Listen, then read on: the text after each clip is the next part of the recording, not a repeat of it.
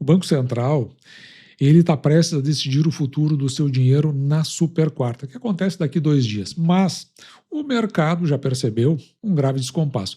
Enquanto as projeções oficiais indicam queda na Selic, as corretoras elas já se preparam para um freio nos cortes. E isso muda o jogo para quem quer lucrar em 2026 e você vai entender nesse vídeo o porquê.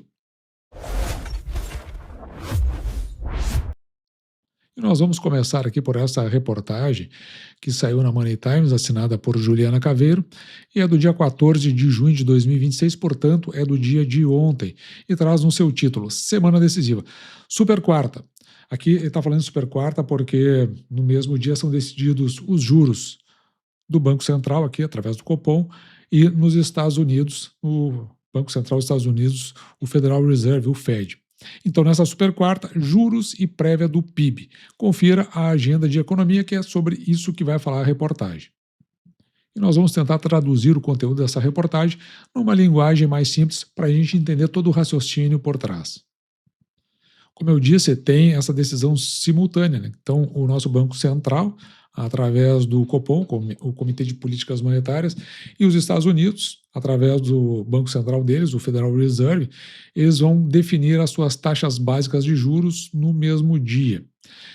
E qual o impacto disso? As alterações nessas taxas, elas afetam instantaneamente o custo do dinheiro, tanto aqui quanto lá.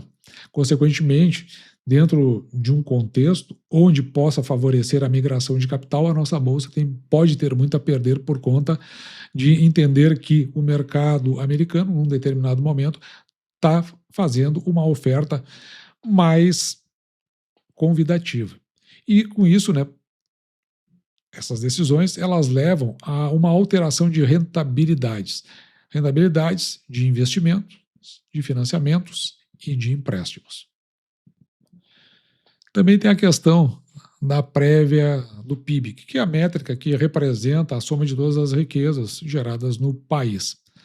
A divulgação dessa prévia atua como um termômetro vital e antecipado para o mercado financeiro. O mercado também se baseia muito nisso para as suas tomadas de decisão. Conforme vai o PIB, também implica em decisões vindas principalmente, né, do gringo, que é o maior investidor da nossa Bolsa de Valores.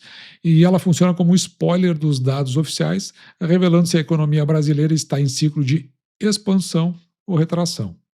E a reportagem dá conta de depois apresentar essa agenda. Primeiro a super quarta, a taxa Selic e os fundos do Banco Central Americano, onde são definidas a atratividade da renda fixa e o apetite do risco. Atividade aqui, ó, sai o IBCR, que é a prévia do PIB, e que direciona projeções de crescimento e lucro das nossas empresas. E o câmbio também, o fluxo de cotações, alta volatilidade esperada à frente, conforme as decisões globais. A outra reportagem, para nós consolidarmos o nosso raciocínio, vem aqui da Infomoney. Essa reportagem, é um conteúdo que veio do Estadão e é do dia de hoje, perto do meio-dia, essa reportagem. Juros futuro. Curva de DI, o DI é o depósito intrafinanceiro, ele passa a precificar mais chance de Selic cair 0,25 pontos. Estão imaginando que possa ter uma retração. Pois o que até para mim é uma surpresa, né? Olha, dá uma olhada aqui, ó, no subtítulo. Curva também deixava implícita, aliás, expectativa de Selic a 14,60 no fim do ano, e na sexta-feira estava apontando aqui com 14,75, então ela cresceu.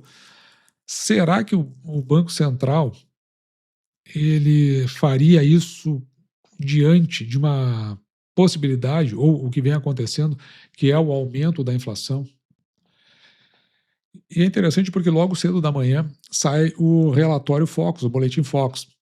E a parte que nos interessa olhar está aqui nesta coluna, que é o dia de hoje, refletindo o que a gente está vendo.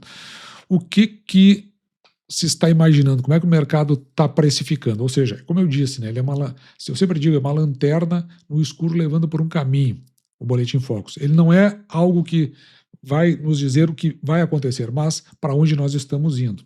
Então eles estão imaginando que o caminho agora para a inflação está sendo traçado, veja, 4 semanas atrás era de 4,92% no final do ano. A semana passada era de 5,11% e agora está 5,30%. Enquanto que a Selic, eles acham que o fechamento, que já foi de 12, agora está há 4 semanas atrás estava 13,25, semana passada 13,75 e agora, aliás, a semana passada 13,50 e agora 13,75. Enquanto que o PIB, que nós vimos agora há pouco, eles acham que tem um crescimento, mas veja que com esses números o crescimento ele parece muito mais por expansão de crédito do que praticamente de crescimento real da economia. E o que acontece? Qual é a informação que vem nessa reportagem da Infomoney? Então, o que mudou? Então, para o momento que eles estão colocando, né? Os Estados Unidos e o Irã, eles fecharam um acordo de paz, isso aí estava divulgado já no dia de ontem, antes até do UFC, né, que foi lá na Casa Branca, que era um grande evento em que estava presente o presidente dos Estados Unidos. E é interessante aqui, porque a expectativa no nosso mercado hoje era justamente subir, e aconteceu isso bem no início do pregão, e se estendeu até as últimas 2 horas, depois o nosso mercado caiu de novo. Ou seja, o pessoal começou a olhar, agora não por conta do reflexo do conflito no Oriente Médio, eles estão olhando agora, de fato, para os aspectos da nossa economia, pelo menos do meu ponto de vista. E enquanto essa reportagem estava saindo, a nossa bolsa estava realmente subindo mais de 1% no dia. Então, o que traz aqui? Como consequência direta do fim das tensões, os preços do petróleo começaram a cair. Isso aí deu uma estimulada logo no início do pregão. Com o petróleo mais barato, diminui o risco de inflação subir no mundo como um todo. E aí que eles enxergaram esse impacto no Copom com mais espaços para ver cortes. O mercado financeiro ficou mais otimista, acreditando que o Banco Central terá espaço para cortes na Selic já nesta quarta-feira. Daí que veio tudo isso. Mas é interessante porque agora no fechamento o mercado ele fecha no negativo de novo, teve outra queda. Mas vamos continuar aqui na reportagem. Com isso, né, eles concluem por um crédito menos caro. Então, juros futuros para os próximos anos caíram de forma expressiva e indicando expectativa de empréstimo e financiamento mais baratos. E daí que o mercado veio apostando, 80% apostando, num corte da taxa Selic de 0,25 pontos percentuais. E essa taxa aqui, anteriormente, era de 60%, mais ou menos o que estava no título da reportagem. Desta forma, eles estavam imaginando Selic ao final do ano em 14,60%, e antes era 14,75%. Já nessa outra reportagem da Infomoney, ela é assinada por Elida Oliveira e é do dia de hoje, só que ela acontece mais ou menos ali de 1h30 a 2 horas mais tarde. Copom, a XP vê Selic a 14,25 e alerta para freio nos cortes, mesmo com o fim da guerra. Então, veja que, mesmo que se mantenha os patamares de corte da Selic, já nesse horário do dia já não se tinha mais uma visão otimista.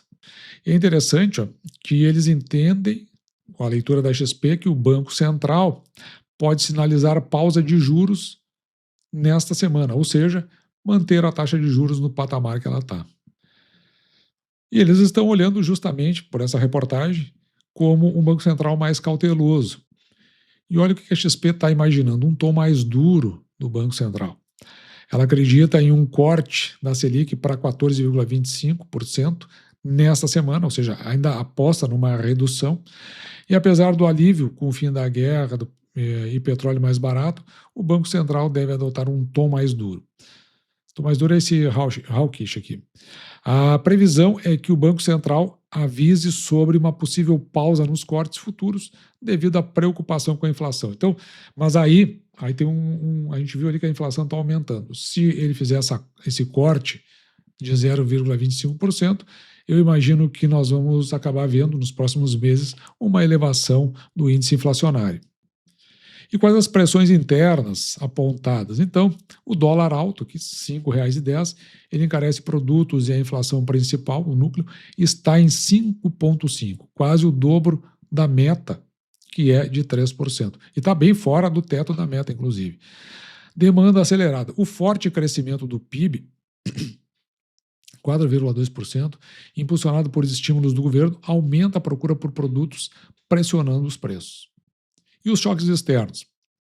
Na Ásia, a alta demanda por insumos tecnológicos voltados para a inteligência artificial está encarecendo o custo na produção global. Parece que o cara nunca escapa da inflação, ou é por um lado por conta da guerra, por conta do aumento dos insumos voltados para a TI, e eles botam no radar aqui o El Niño. O pessoal me pergunta muito do El Niño, o que eu acho que pode acontecer. Eu não sou conhecedor profundo do tema. Eu acho que tem muito alerta por enquanto, mas, bom, tem muito alerta e há um tempo aí para as previsibilidades do pessoal do agro, né? Então, não é nenhuma novidade. O certo seria essas pessoas estarem tomando medidas preventivas, o que dificilmente acontece no Brasil. Se acontecer algo mais severo, nós vamos ter o que acontece ou aconteceu em anos anteriores, que são consequências bem graves. Pelo menos é essa linha. Agora, o fenômeno como um todo eu não consigo falar porque eu não tenho profundidade no assunto. Então, as chances de um El Niño severo ameaça a produção agrícola, o que pode encarecer os alimentos no segundo semestre. E, por fim, traz algumas observações no comunicado da XP. Né? A XP está esperando que o BC retire o texto padrão sobre os próximos passos, sinalizando uma possível pausa nos cortes já em agosto. Isso aí faz recuar, de fato, o mercado.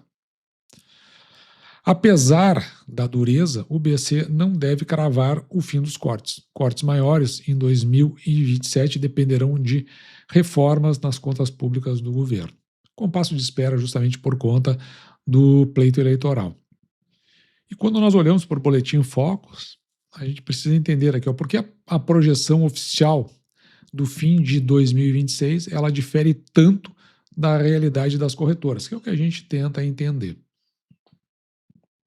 A gente observa ali os sinais de alerta em relação à inflação, PIB e os fatores externos, esses que foram citados pelo XP. O mercado e o Focus, eles concordam que a economia está aquecida, no sentido de que tem demanda. Mas há novos ciclos globais no radar. E por que estão dizendo isso? Por conta do aumento da inflação, certo? IPCA em alta. O Focus projeta 5,30. A XP alerta que os núcleos já rodam 5,5. Então veja que tem um processo inflacionário no meio. E aí que entra o Copom tomando as suas medidas.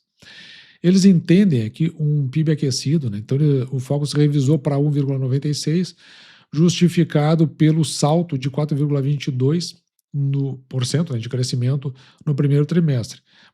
Vamos dar uma olhada depois como é que vai sair o IBCR. E o dólar pressionado, expectativa de 5,20, que está reforçando a depreciação da nossa moeda. E os choques externos, né, custo da Ásia que nós vimos, e o risco do El Niño encarecendo os alimentos. E aí, onde é que vai parar a nossa taxa de juros? Então, segundo o Boletim Focus, eles estão, na minha opinião, bem conservadores, né, em 13,75 no final de 2026. Já a XP está colocando entre 14 e 14,25, enquanto que a curva de juros futuro no DI está em 14,60. Eu não vou me surpreender se ficar acima dos 14,50. Para mim não vai ser nenhuma surpresa. Mas nada melhor que olharmos para o mercado. O mercado acaba contando a história. Então, quando nós olhamos para o Ibovespa, veja que o Ibovespa, aqui na máxima, ele chegou a 174.228,27 pontos. Ele estava subindo mais de 1% durante o dia. E depois ele acaba fechando a 170.415,13, uma queda de 0,42. Ou seja, não ficou nada otimista, pelo menos com os anúncios vindo por conta das negociações do conflito do Oriente Médio. A impressão que eu tenho é que o mercado está precificando muito mais exatamente a questão de como o Banco Central pode vir a se comportar em relação à taxa de juros, o processo inflacionário, que não está nada sob controle, e eu acredito que quando ele olha para o PIB ele é motivado simplesmente por uma questão de disponibilização de recurso dentro da economia, aumentando a demanda e, consequentemente, a inflação. Não tem indicativos, de fato, de crescimento no Brasil. O mercado, ele, para mim, ele olhou para tudo isso e se, por acaso, vir notícias da melhoria da taxa de juros americana, eu acredito que o nosso Ibovespa ele vai dar uma empurrada mais para baixo ainda durante a semana. Mas vamos ver o que acontece. E dito isso, eu vou ficando por aqui. Espero que você tenha gostado. Me despeço de você desejando que você fique com Deus e deixando, como sempre, meu grande abraço.